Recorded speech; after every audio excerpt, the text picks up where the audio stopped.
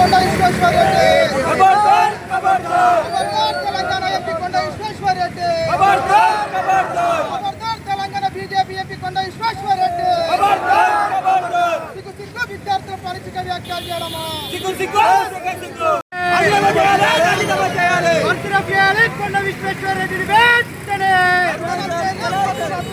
బర్తరఫ్ చేయాలి కొండ విశ్వేశ్వరరెడ్డి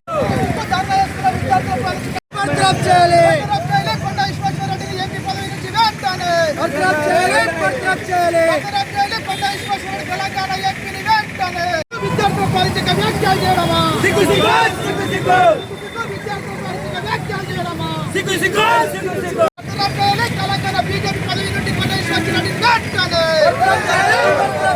బర్తరఫ్ చేయాలి తెలంగాణ బీజేపీ నుంచి కొండ విశ్వేశ్వరరెడ్డిని వెంటనే ఖబర్దార్ ఖబర్దార్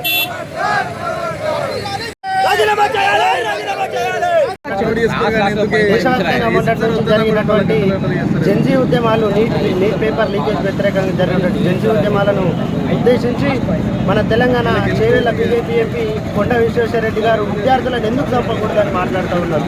ఇవాళ 2014లో మీరు బీఆర్ఎస్ అంటే ఇప్పటి బీఆర్ఎస్ని టీఆర్ఎస్ నుంచి మీరు ఎంపీగా గెలిచినటువంటి మాట వాస్తవం. అదే తెలంగాణ ఉద్యమాన్ని విద్యార్థులు నిర్మించారు. మరి అప్పుడు ఇదే వ్యాఖ్యలు ఎందుకు చేయలేవని మేము అయ్యాలు అడుగుతా ఉన్నాం.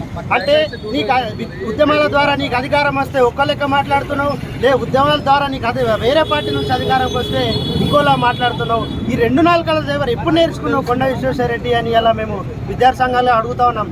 ఈరోజు మీ మీ వియ్యపులకు హాస్పిటల్స్ ఉండొచ్చు, అపోలో హాస్పిటల్స్, అందులో మీరు 100ల శవాలు చూసుకుండొచ్చు.